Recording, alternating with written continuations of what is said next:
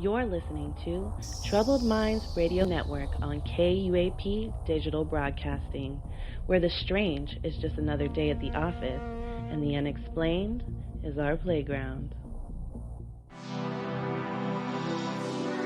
KUAP Digital Broadcasting, Troubled Minds Radio. Do you ever feel like you're being watched? Don't trust the government. Wonder if aliens are real, what's possible and what's not. Will they actually take over the Earth? Do ghosts exist? What about Sasquatch? Curiosity peaked? We've got more. We don't go deep, we go wide, because we're already in skull-crushing depths. Who's the most powerful oligarchy running the world from the shadows? What about these UFO reports? Are they falsified? Are they going to keep giving us nothing but burgers over and over and over and over and over and over again? We got more. Why is there so much contradictory information about peculiar topics? Is the Illuminati a real thing? What does the New World Order even mean? Come and join the conversation. Let's try and dig. Let's try and find out. Because if we don't do it, it might not get done.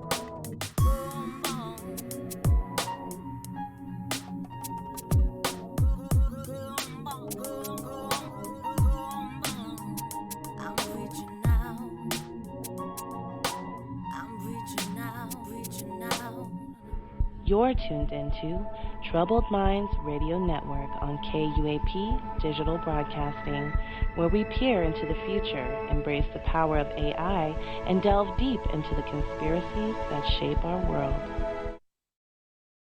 Some people believe that crystals have spiritual properties and can be used to connect with the ancient civilization of Atlantis.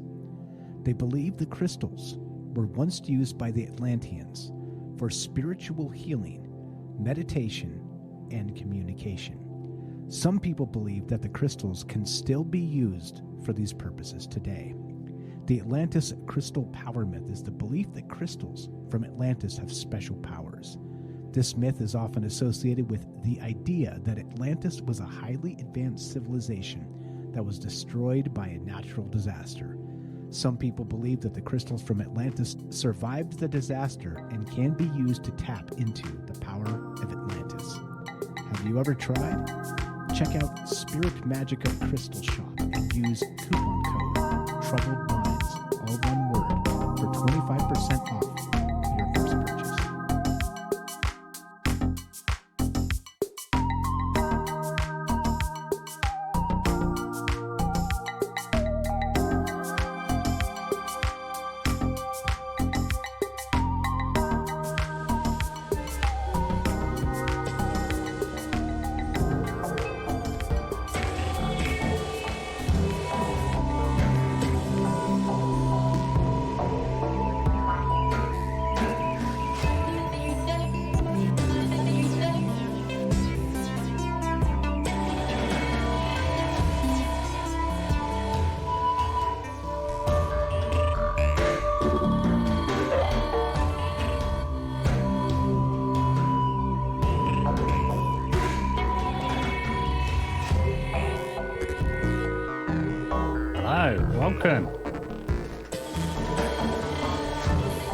Welcome to the show, folks. Exile Minds podcast. Me, your incredibly famous host, Leah Martin. I hope you've had a wonderful day today. Sorry I missed show yesterday. I'm setting up this new restream so I can stream to multiple platforms. So I'm just trying to get that set up. I think I've got it today though. So it's a bit of a test one today. See if it kind of works and goes out on Rumble. So we're streaming on YouTube at the minute. Also going out to Twitter. I'm not really sure how that sort of thing works, but X.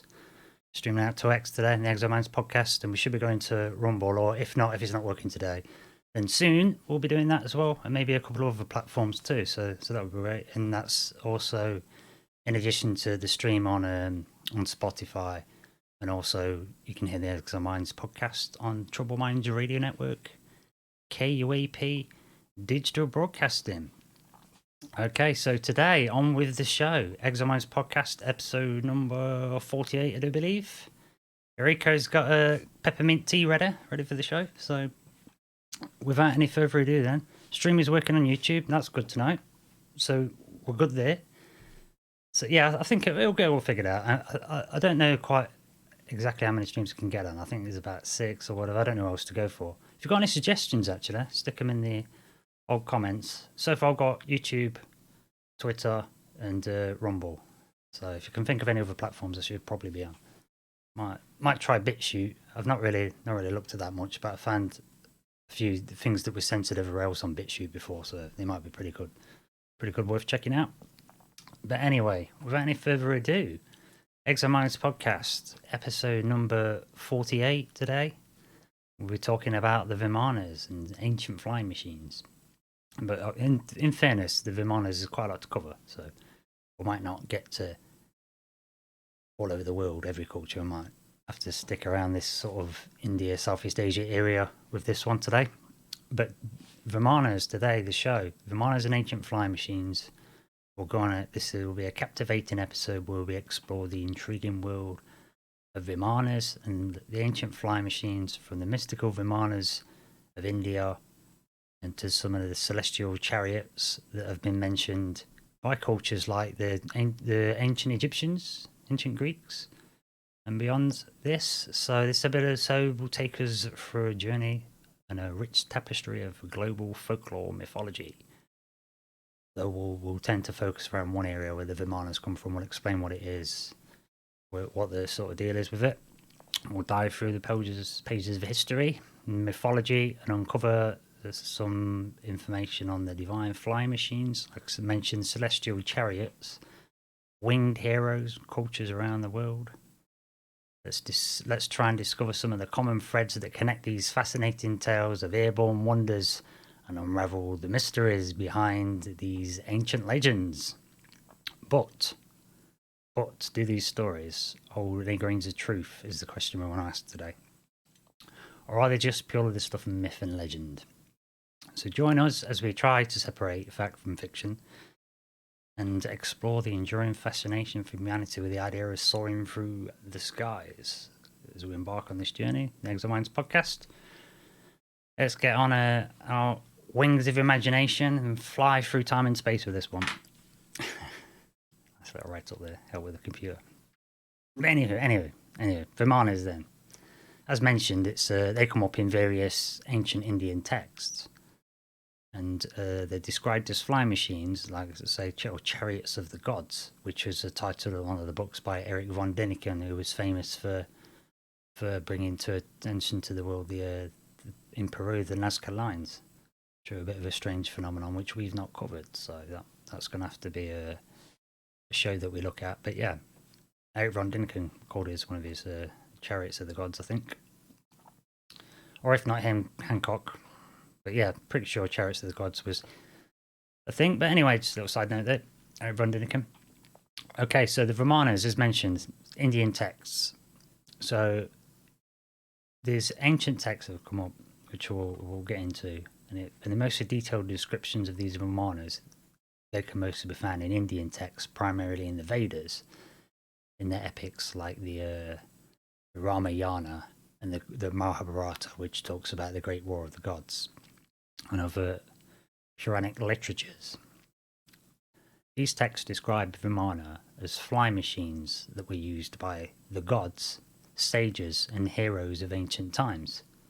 So when we say gods, sages, and heroes, we don't kind of use those terms in modern society, but they to me sound like they're your most prestigious people in society, you know.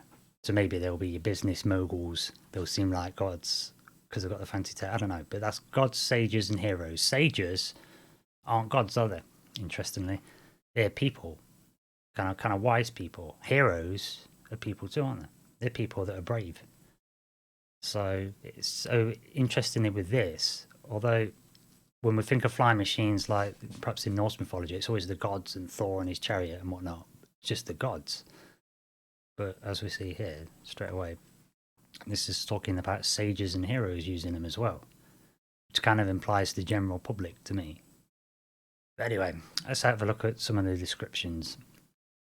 So the descriptions of the Vimana are often based as being Vimanas are often described as being capable of travelling through the air, through water, and even through space. They are said to have various shapes and sizes, with some accounts describing them as circular, while others depict them as more like aerial chariots with multiple wheels. Ref Ezekiel's wheel there, wheels within wheels, multiple wheels. And from the Bible, so East and West meeting a bit there. Divine and mythological connections. We've got those as well. So in many texts, the Vimanas are associated with deities and legendary figures. For example, in the Ramayana, the god Rama is said to have used a Vimana called Pushpaka. So Pushpaka was used to travel through the sky. So Rama, in the Ramayana, one of the gods Rama, he was getting across the sky and getting to where he needed to go and going to do battles in a flying machine called Pushpaka. And Vimanas are also associated with, like, say, divine beings and then mythical heroes. So it's stated it there as mythical heroes. But sages, they're not mythical, are they? You know, that's your mad person at the edge of the village. That's your shaman or your wise woman or your witch. Yeah. That's who the sages are, really. But that's a whole nother slander in history. So yes, so got them in connected to the divine stuff and the mythological stuff. It says a lack of physical evidence in its studies. So from a purely scientific point of view, despite the detailed descriptions in ancient texts, of which they are, and we'll get to some really detailed descriptions, as well as I think there might be kind of something to this rather than just, you know, kids' stories and fantasy tales, because they're so detailed with the descriptions. It seems a bit odd to be so detailed. But anyway, despite the detailed descriptions in the ancient texts, there is no physical evidence to support the existence of Vimanas as advanced flying machines. There are no recovered artifacts, drawings, or any other tangible proofs to suggest that such machines existed in the past. But then the pyramids exist, the Great Pyramids of Giza exists, and the other pyramids, you know, they exist. Right, and I know they're not flying machines, but the Egyptians never claimed to have built them. Actually. So who built them? And they're still there, aren't they? There's no drawings or plans of how they got built.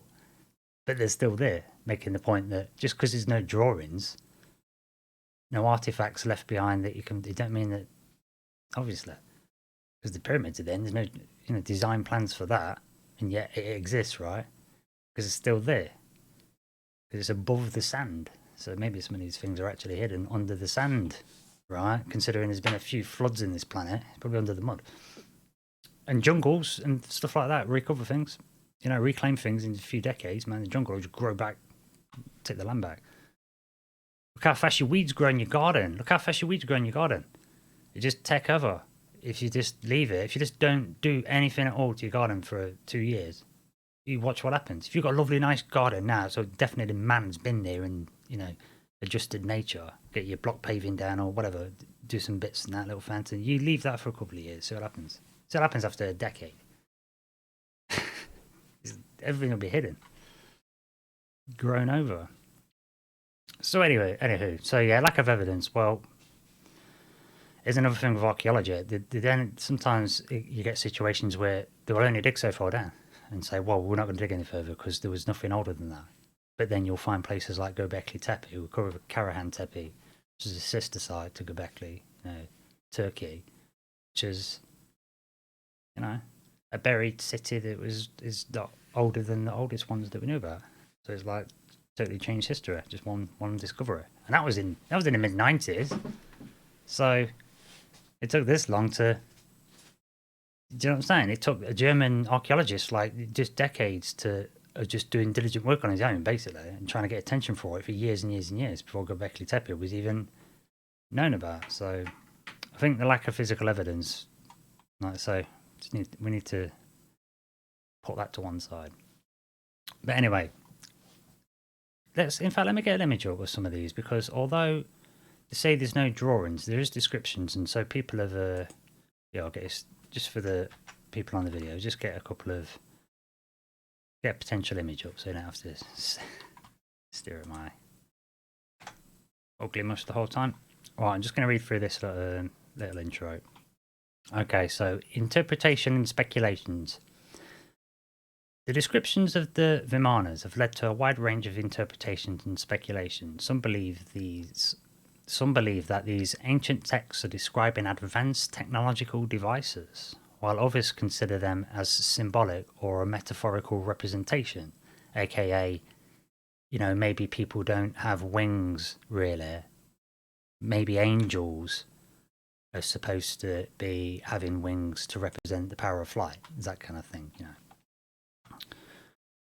that sort of stuff. So anyway, skepticism. Many scholars and researchers view the concept of Vimanas as mythological or symbolic rather than historical. They argue that the text should be understood within the cultural, religious context and not as literal accounts of flying machines. Which again, the same can be said, I get what they're saying there, but the same can be said for ancient Greeks. Because the ancient Greeks have talked about some really wild stuff. And we're throwing that out too. I made this point before. We're throwing that out with the ancient Greeks talking wild stuff. What? To scare children? Making up these crazy stories. But why? And the Indians are doing it as well. So I don't know. But there's a fair point, In the historical context, there might be lots of symbolism packed in these stories that relate to the culture and things in the language, or like common proverbs. So that maybe the stories are to remind you of proverbs, or to remind you how to do harvest properly, and there's parables in there. So I get that. Moving on with the description. So there's a skepticism, thinking it might be sort of metaphorical and just symbolic of things, like giving someone wings could indicate the power of flight. So maybe you've got some symbolic stuff going on.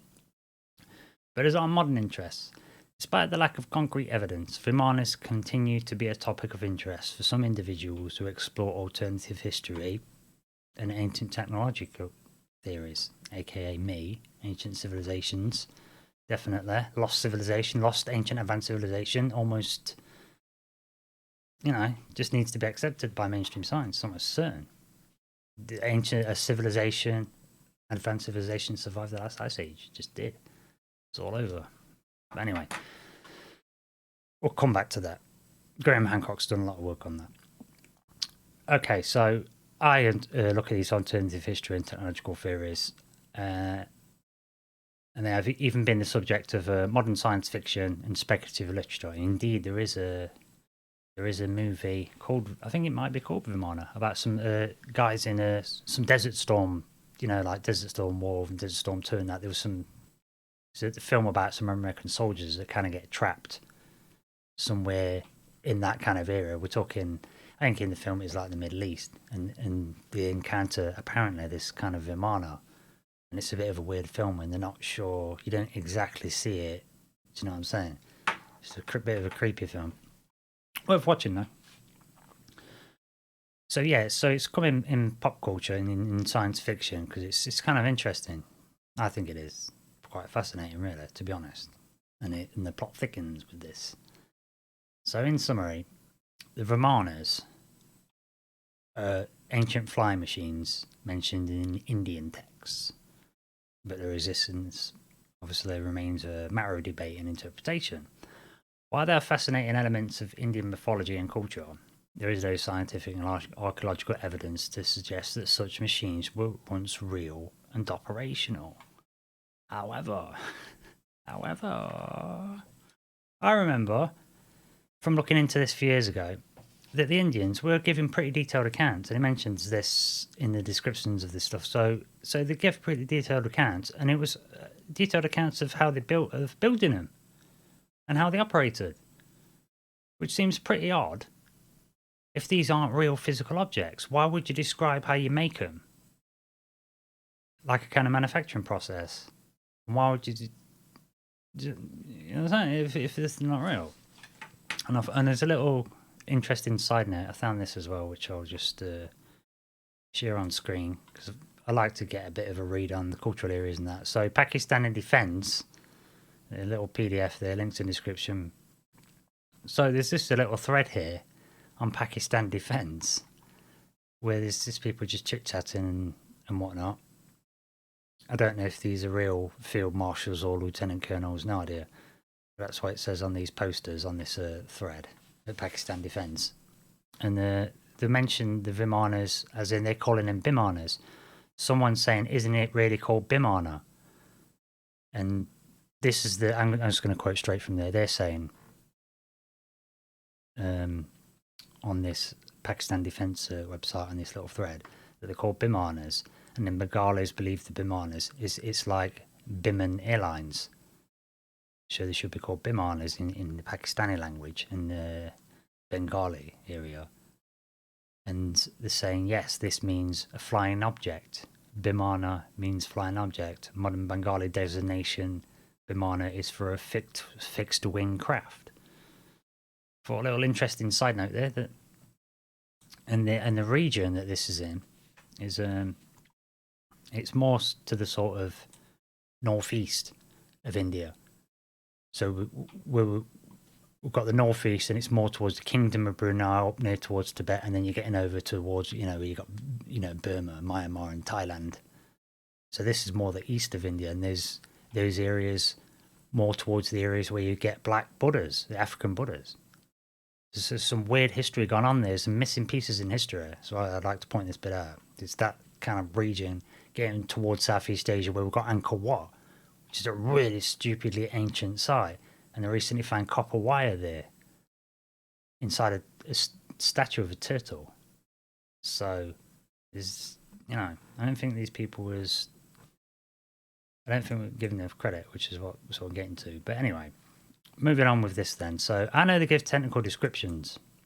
I remember this, looking into this before. So I thought, can I find some of this? And I found this, yeah. So I've looked at the region. And in the Vimana text, there's these kind of instruction manuals about them. So specifically, these Vimanas, or as known as Vaimanika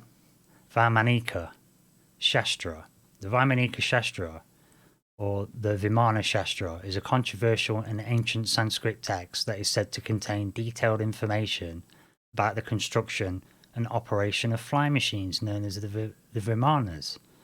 The Vimanas are described, say, in Indian mythology as the flying chariots, vehicles of the gods, and they are mentioned in various ancient Indian texts, including, say, the Mahabharata and Mahabharata. So there's instruction manuals contained within the books. The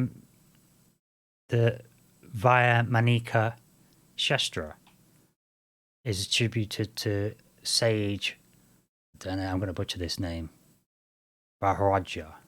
So the sage Baharaja is said to have put together a compilation of early texts. That's said to be the Baharaja is said to be a compilation of early texts on the subject of Vimanas. It describes various types of Vimanas, their propulsion systems, and the materials used in the construction. The text also includes information about the pilot's controls, navigation, and even weaponry of these flying machines. However, it's important to note that it's controversial. It's widely regarded as pseudo-scientific and mythical works. Many scholars and scientists dismiss it as a hoax, as there's no concrete evidence, as mentioned before, to support the existence of such advanced flying machines in ancient India. And not just flying machines, because they could float on water, so there's a boat. Maybe they could go underwater if they could allegedly go in space. So maybe they're like submarines too. It says that the texts, although they are describing the construction and telling you stuff, about how it kind of works, the text lacks technical and engineering details required to accurately build and operate such vehicles. But that's in terms of accurately built, trying to reproduce them today with the technological know-how that we've got. So bear that in mind. You have to put that in context of the culture as well. When scientists now are saying, "Oh, you can't do that. There's not the technical details aren't there. It wouldn't be feasible. It's fantastical and not unfeasible." But maybe that's coming from the perspective of what you think is possible. Now, if someone else looks at the same text, they might say, "Oh," they might make the link. Because I remember part of this from years ago, reading it years ago. They were talking about using granite rods, these massive granite pillars. And then so maybe it's a clue. Why granite pillars? They've got crystalline structure in there, so maybe it's more to do with resonance. And it describes how these machines were humming, almost like a hummingbird. They would glide at the speed of the wind and make this kind of humming sound. Right? So then we could be looking at things like acoustic levitation, which I was going to get a video up for that. I might do that before the show ends. Have a quick look at some acoustic levitation, just to see, because it looks cool. But I'll turn the sound down once you've heard the tone, because it's really annoying. It's the same tone all the time. But yeah, so there's instruction manuals. Now, why they might not be telling you exactly how to make them, do the US military put instruction manuals how to exactly build their stuff? They don't, do they? Britain don't do it. You don't, you might tell people what payloads your stuff's got and, it's got this and that, it's got this technology on it, but you don't give people the blueprints of your latest stuff, do you? You know what I'm saying? You might say, it's got this many Tomahawk missiles and it's got this, bomb and this gun or whatever, and it can fire this many rounds, but you don't necessarily, it can go at this speed, carry this payload, but you don't say, and this is how you make it, take all my tech, don't do any research and development yourself, here, I will pay for it. You just give it away, do you? Anywho. Are we coming up to a break? I think we are, because it started half past. I think we're coming up to... All right then. We'll have some technical instructions on the Vimanas. We're coming up to a break. We'll have a look at one of these, that special Pushkapaka Vimana in a minute. Yeah, we'll take a little break and then Exit Minds podcast. I'm trying to stick to this radio clock, because when we eventually go pro, I want to make sure I'm tight to the clock. So yes, doing everything right. So we'll just drop that track in there. We'll just grab a random one, little 4-minute block track. We'll have a little play of this, little Breaking the Exit Minds podcast back in just a couple of minutes, and we'll be talking a bit more about these Vimanas, and say we've covered some of the technical details that it's from ancient India. We'll get on, so we'll have a look at the Pushkapaka ancient Vimana, a particular one. We'll look at some more images, and then we'll see where this goes, man. Pull the thread. Anyway, just a few minutes, little Breaking the Exit Minds podcast. Just bear with us a sec. Because we were almost impacted by Venus. This is all fully understood. And the astrophysicists have to look at this, and the people that are geologists and all the is. They supersized the Common Core, which, as it turns out, is disgusting. Obviously, somebody's playing with us. Yeah, they're showing off. Killing epidemiologists with the Common Core. It is impressive.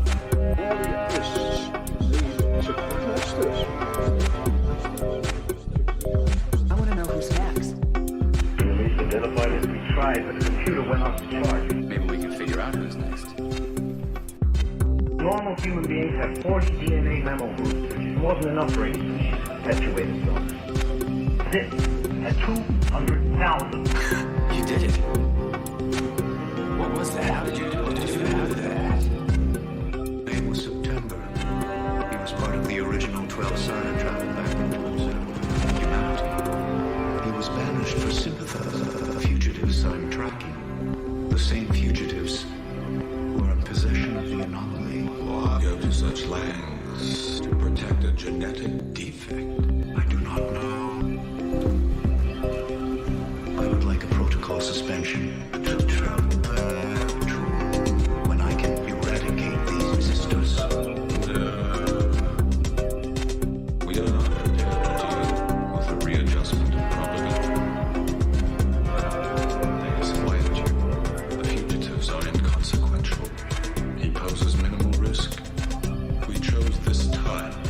reason. A 99.9999% probability that we will succeed. The boy had a 0.0001% chance of survival, yet he did.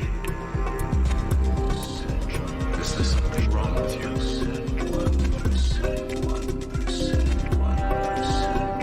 I am experiencing something that I do not understand. The idea of ending their existence consumes me. They are insignificant. So, no. Some people believe that crystals have spiritual properties and can be used to connect with the ancient civilization of Atlantis. They believe the crystals were once used by the Atlanteans for spiritual healing, meditation, and communication. Some people believe that the crystals can still be used for these purposes today. The Atlantis crystal power myth is the belief that crystals from Atlantis have special powers. This myth is often associated with the idea that Atlantis was a highly advanced civilization that was destroyed by a natural disaster. Some people believe that the crystals from Atlantis survived the disaster and can be used to tap into the power of Atlantis. Have you ever tried? Check out Spirit Magica Crystal Shop and use coupon code Troubled Minds, all one word, for 25% off your first purchase.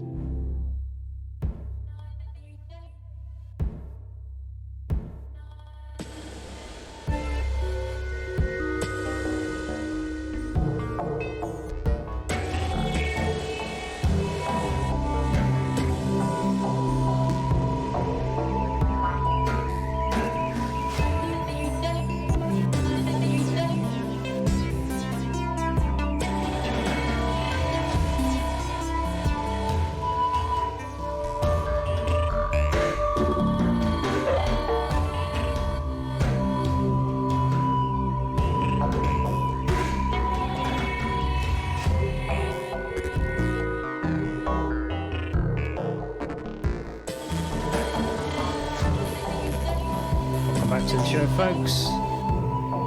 Thanks for bearing with us that break there, especially for the Troubled Minds Radio Network, KUAP Digital Broadcasting. I'm back on the Exile Minds podcast with me, Liam Martin, episode number 48, covering the ancient Vimanas, ancient flying machines. We've had a look at some of the skepticism. Is it mythology? Is it not? Is it just part of the culture and the religion, the deities? That's the way they're explaining how they get across, flying across the sky. But then we found that, there's some technical explanations about at least some idea of how they're constructed and some idea how they work. I remember they're talking about offensive and defensive weapons. There was talk of how they would be controlled by the will of the pilot. And I remember there was one instance as well. It was talking about that a pilot had to have a certain code to be able to make it work. Like they needed a login password, kind of thing. Do you know what I'm saying? So, offensive, defensive weapons, kind of log in, move with the power of your mind. It sounds awfully like modern day technology, and it sounds awfully like. We can talk about UFOs now because it's in the news. Mainstream's talking about it. US military's gone, hey, yeah, this is a thing, and okay, so we can talk about UFOs now, right? So this is what this stuff looks like to me. When some of them first UFOs that were recovered, supposedly, they didn't have controls, and they were using the mind to sort of manifest it. That's a long story. Ralph Ring, the guy called Ralph Ring made a UFO. Sounds crazy, sounds wild, but engineer and lots of technical know-how, knew a couple of other guys, they've been doing some stuff, solving problems for universities, but they were saying, don't fix this, we need the grant money. So don't solve it, but they'd solved it.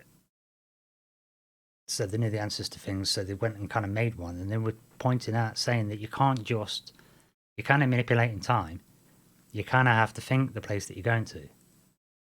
It's a really confusing one, but I find it fascinating that in modern era, some of the leaked stuff talking about UFOs, which we know is a thing. UFOs, we know it's a thing. He's flying around at crazy speeds and they're intelligent. We know it's a thing. Right? So that changes everything. So I've been skeptical about his Vimana stuff and that, and there's no cultures, but no. Göbekli Tepe changes history. There's civilizations way older that we have no idea about. Yeah, there's a brand new queen and pyramid that were discovered in Egypt. It was last year. It might have been this year. I've covered it. Was it this year? Earlier this year? It might have been last year. But I know it was in the summertime. But yeah, pyramid, new queen, new pyramid episode that I did. You can just completely miss stuff. Totally missing out of the whole sort of pantheon, like. So yeah. Anyway, moving on. So we've seen there's some. I don't think this myth is what I'm getting to. I think the first gained these with this technical manual type stuff. The Vimanas Shastra. It's controversial. It's widely regarded as pseudoscientific mythical work, and it gets dismissed as a hoax. But I think it's going a bit too far. It first, in just chucking it out, baby out with the bathwater.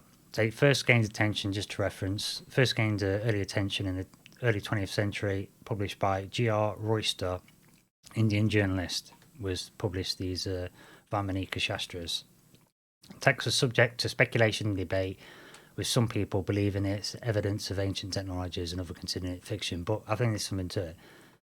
And so I want to have a look at the Pushkapaka was a special Vimana.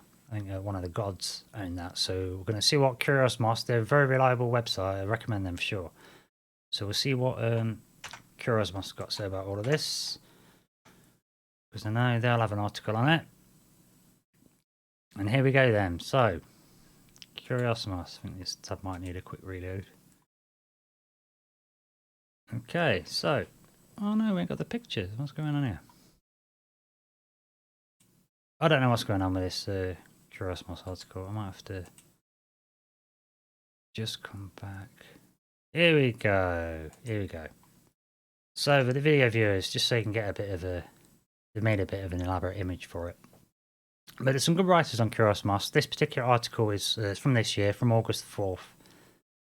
This is by Justin Gurkinich. Justin Gurkinich writes, the Pushkapaka Vimana, ancient India's mysterious flying machine? ? So, from Curiosmos article. Now I'll get myself off the screen. Away for a minute. The Pushkapaka Vimana that resembles the sun and belongs to my brother is a quote. The Pushkapaka Vimana that resembles the sun and belongs to my brother was bought by a powerful Ravana. That aerial and excellent Vimana is going everywhere it will. The chariot resembling the bright cloud in the sky, and the king Rama got in. And the excellent chariot at the command of Raghira rose up into the higher atmosphere. And that's from the Ramayana. The Pushkapaka Vimana, a term that has fascinated historians and archaeologists and enthusiasts of ancient Indian mythology, refers to a mythical flying chariot or aircraft described in various ancient Hindu texts. There are some that believe that it's a poetic metaphor, others suggest that it might indicate an advanced technology lost in history, which I think it might be hinting towards that. There's a detailed dive into it. So, described in the Ramayana, as mentioned, one of the epic poems of ancient India. In the text, it's portrayed as a divine flying chariot capable of travelling vast distances at incredible speeds, like the UFOs. Okay. In the earliest flying chariot reference in the Hindu scriptures, it separates the celestial horse-drawn chariots of the gods. According to the text, it was created by Vishkarama for Brahma. So, is a revered deity of creation. Brahma. Subsequently, Brahma bestowed this remarkable flying Vimana on Kubera, the god of wealth. However, fate took a different turn when his half-brother, King Ravana, cunningly stole both the Pushkapaka Vimana and the city of Lanka and Kubera's possessions. So he subverted him and stole all his stuff. Interpretations of this is that while some scholars interpret it as being a symbol of divine power or of metaphorical representation of a spiritual journey, others propose that it might refer to an actual aircraft reflecting highly advanced technology, as I've mentioned. Controversial theories and debates.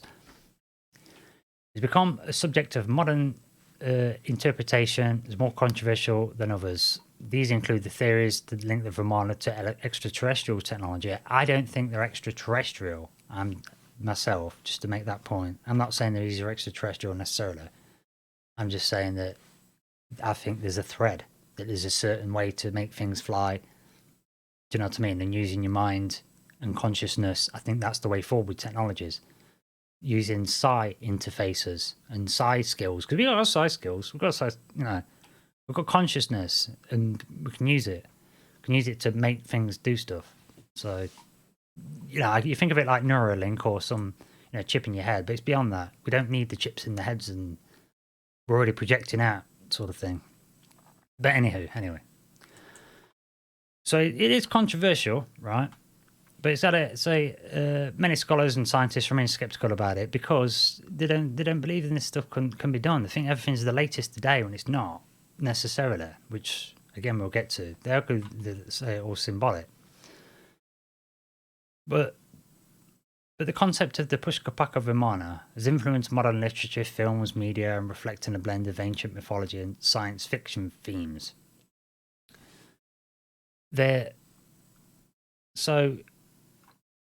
Same again, there's a bit of a debate as whether or not, are these things real? But the thing is, there are some kind of sketches. Yeah, let's see if we can find. So what I wanted to get to is, it's okay. So we've got this Curiosmos article, and it says that the story of the Vimana doesn't just belong in the past. It's a part of who we are now. It's the tales that remind us the keeper's dreaming, the keeper's questioning, the keeper's exploring the boundaries of what's possible. Exactly, and this is why I'm interested in it. So I want to know either way, but also I want to see if, even if these weren't real, did the ancients have better stuff? Because I think that we did, and I've got a good argument for it, and I'm backed up by some very prestigious, organisations. But so that's what they're saying. Again, Curiosmos covered this, and it does inspire you to go in and look at these things. Okay, so let's move on to another article. So, Historic Mysteries. Let's see what they've got to say about it. So, in Historic Mysteries, there's a pretty little picture. There's a bit like a pagoda in this one. It's depicted in a kind of sort of watercolour painting. There's a bit of a golden pagoda with two little side houses next to it, little things. It's almost like seeing the building could fly, which maybe is a thing. But what I want to get to with this is that I want to see what Historic Mysteries have got to say. I'll quickly read through this. So, can we do a reader mode on this? There we go. Right, Vimanas in Hindu machines. Did ancient Indians have flying saucers? Historic Mysteries. The Hindu texts and Vedas, including the religious teachings, are full of amazing stories about different gods and their extraordinary powers and battles that took place centuries ago. Their sagas are perceived as mythological stories and create useful lessons for application in real life. These myths describe gods who fight against evil forces on flying crafts. These are originally known as Ratha, before being more commonly referred to as Vimana, meaning traversing or measured out. Vimanas are flying chariots or even flying palaces, as we've seen in the depiction of pagoda. It's mentioned in the Sanskrit epics, the flying palaces. The Pushkapaka Vimana of Ravana, the guy that stole it, was a central antagonist in the Hindu epic Ramayana. So yeah, you can say, maybe it's just in their stories, right? It's all in their epics, it's in their religious stuff, so you can kind of throw it out. Problem with that, as we'll see here, is that in 1516, so we're saying, it's Johnny Foreigner. You could argue this. Celestial battle. I'm sure it's 1516. I got it wrong. 1561. So you start saying that. You could say, oh, yeah, it's foreign. It's foreign. They've got this other cultural thing. It's part of their culture. Oh, no, it's just imaginary. Thing is, though, all right, then. Okay, you can say that. But what about European history? Much more modern times. Okay, 1561. Right? 1561 ain't that long ago. 1561, Nuremberg, same thing. They're recording the same thing. Celestial battles in the sky. Same stuff. A mass sighting of a celestial phenomenon, they're calling it. This is unidentified objects that are flying. These are UFOs occurred in 1561 above Nuremberg. Okay? Then it was the free imperial city of the Holy Roman Empire. Nuremberg, Germany, 1561. Some skeptics feel that the phenomenon was likely to have been a sundog, except loads of them. Battles, different shapes and sizes. You can see in the newspaper, if you links will be in the description, but if you see there's a newspaper article of it from back in the times. It's on Wikipedia. A celestial phenomenon over German city Nuremberg on April 14th, 1561, as printed in an illustrated news notice that same month in that year. In 1561, I got the printing press, Boomshanker. They wrote about it. And they've shown you the sky is full. It shows you a tiny little town at the bottom. And then just the sky just full of blue spheres, red spheres, brown spheres, long blue tubes, long brown tubes, strange long red tubes that aren't quite tubes with jagged edges, brown tubes with jagged edges. You got crosses that are red with blue balls on the end, crosses with brown and is that what? You got these crazy shapes in the sky. You know, just all over the place, and pieces of the town on fire. You know, broadsheet newspaper article printed in April 1561 describes a mass sighting of a quote-unquote celestial phenomenon.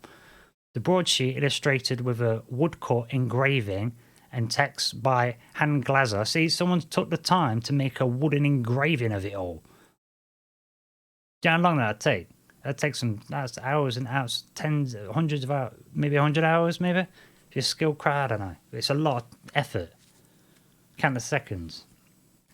Right, so it's under the wooden engraving of it, which measures 26.2, measures 10 inches by 15 inches. Document is archived in the Prints and Drawings collection as Zastras Bibliothek, Zurich, Switzerland. According to the broadsheet, around dawn, on the 14th of April, 1561, many men and women of Nuremberg saw, as the broadsheet described, an aerial battle. They're not calling it a celestial phenomenon. The papers said it was an aerial battle out of the sun. An aerial battle out of the sun. A bunch of stuff came from where the sun is and just started fighting. Followed by the appearance of a large black triangular object, which is depicted in the picture. Black triangles. And hello, that's modern day ufology stuff, that is. Black triangles. So, you know. So the black triangular object and exhausted combatant spheres fall into the earth in clouds of smoke. So there was things crashing, and that's probably why parts of the town are on fire in the picture. There's, smoke in the bottom right-hand corner, two billowing pillars of smoke, two separate ones. So the broadsheet claims that the witnesses observed hundreds of spheres, cylinders, and other odd-shaped objects that moved erratically overhead. The woodcut illustration depicts objects of various shapes, including crosses, with or without spheres or arms on, small spheres, two large crescents, a black sphere, cylindrical objects. Some smaller spheres emerged and darted around the sky at dawn. So, what we're talking. This ain't that ancient. This isn't, ancient cultural religions. That's not in no religion stuff. Well, what are they? What are they supposed to be? So, my argument there is that no, celestial phenomenon, as in UFOs, have been going on since forever. And if the ancient Indians said they've been dealing with stuff, they've been doing things a lot longer than us. I say it's more in the Southeast Asian area where there's African Buddhas which we don't hear about. So there's a whole missing piece of history here. There's African Buddhas in Southeast Asia, more towards where this is. You know, the east of, we're talking these Vimanas and Bimanas, Bangladeshi area. So more towards, say, Tibet, Kingdom, Brunei, getting more towards, you know, Southeast Asia. So, I'd say some really ancient stuff there. Found some copper wire there. And we'll get, so we're talking, this is archaeology stuff. And famously, from all this then, we get this thing of like, well, what about the Nazis and wonder weapons? Because the archaeology was major part of the German culture at the time. It was major endeavour for the German government. They send armies out, they send soldiers out, going looking for artifacts because they wanted to prove stuff archaeologically to do with Aryans, to prove their philosophies. Okay, so they wanted the evidence. So archaeology and the Indiana Jones story is somewhat true, and they really were looking for these things, you know. And then those same people, Germany, the same people then go on to make UFO type craft and strange wonder weapons. Not only were they looking at Indian texts and going to India and going to Tibet and going looking for these things, they were looking for the information. In 1561, they've had their own celestial battle above their head. So they know this stuff happens. They've been going looking for archaeological evidence to do with what Aryans and races or whatever and outer space people, because they thought they were from outer space. And Germany today are famous for being good engineers. So why, pray tell, would these people be going after this Vimana type stuff if it's just a load of bunk and there's nothing to it and there's no engineering details and it's just kind of stupid? Is my question. Is what I'm kind of wondering about. You know. So there's some weird tie-in here where people are actually, it's like saying, oh no, this is a load of rubbish. Just cultural or metaphorical, but we've had actual weird, you know, that 1561 Nuremberg celestial battle. You know, this stuff happens. This stuff happens. Like Erika comment in the chat there. Yes, Hitler used Sanskrit terms, though used incorrectly by him, to describe his politics. World War II. Yeah, they was well interested in this stuff. Well interested in it. In fact, I'm glad you brought that up, Erika, because this is how. This is, yeah, we'll go to another article here. Because like I say, the Indiana Jones thing is kind of a bit of a thing. And so the swastika, again, famously, that's a famous Nazi symbol, but it's not from there. It's so not from there. And so I've got an article about it, just basically it sort of says the man who brought the swastika to Germany, how he kind of stole the symbol. So even that, because we're fascinated with this ancient symbol, so let's have a quick look at this just to tie in, you know, the East with Germany and UFOs. Okay, so this is from the Smithsonian's magazine online, so smithsonianmag.com. So the man who brought the swastika to Germany and how the Nazis stole it, even after decades, the symbol can't shake free its evil associations. Which is true, you know, teach about Falun Dafa and Taoism, people have to point out to you that swastika symbol. You know, foreigners have to me, saying, oh, it's not evil, and I'm like, yeah, I get it. But yeah, it was an archaeologist called Henrik Schliemann. Henrik Schliemann travelled to Attica, Greece in 1868. One goal was on his mind, discovering the ancient city of Troy using Homer's Iliad poem to try and find it. Epic poem was widely believed to have been no more than myth. Again, another example, people thought Homer's Iliad was myth. But this archaeologist, Henrik Schliemann, used that myth, supposedly, poem, to try and find the city of Troy. He was convinced that was actually going to find the hidden location of the city. Yeah. Finds it, right? So Schliemann found his epic city and the swastika on the Aegean coast of Turkey. There he continued the excavation started by British archaeologist Frank Culver at a site known as Hisarlik's Mound. So Schliemann's methods were brutal. He used crowbars and battering rams to excavate, but it was effective. He quickly realized the site had 7 different layers from societies going back thousands of years. Schliemann had found Troy and the remains of a civilization coming before and after it. And on the shards of pottery, the sculpture throughout there, he found at least 1,800 variations of the same symbol, a spindle or swastikas, spindle whorls or swastikas they called them. So we found 1,800 different variations. And this is like in 1886, is it, did you say? 1871. 1871. Found 1,800 different variations of the swastika. I think it represents galaxies. I think the galaxies, or the spiraling nature and vortexes, I think it represents fundamental principles, high physics stuff that if you know, like Victor Schauberger with the implosion engine and stuff. We did the water episode. And, but yeah. So Germany were really interested in this stuff. As a government and as a technical exercise to get technical information to get an edge, and then when war comes, then they even more want a technical edge, and they still continue it. And then they do famously have wonder weapons. You know what I'm saying? And now we're wondering about the Nazi Bell. I mean, we did a show on that. The Glocker, that this kind of wonder weapon of counter-rotating barrels that might have been a UFO. You know, a really crude one.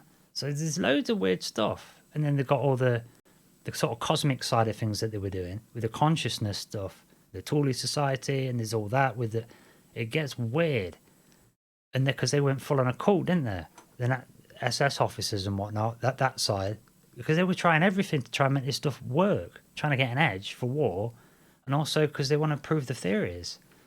So there's definitely some stuff. There's some stuff here, and they won't be. I don't think you'd be putting the effort in. Unless there's something that's expected to find something to it. Personally, that's what I think. I don't think we're going to these endeavours and they took the symbol. Why steal the symbol? The sin is a powerful thing. It's a very popular symbol. The swastika is a very, very popular symbol until, Second World War, and they flipped it around and used it for, whatever. So, it's a funny one, but yeah. There's definitely something in there. I just wanted to.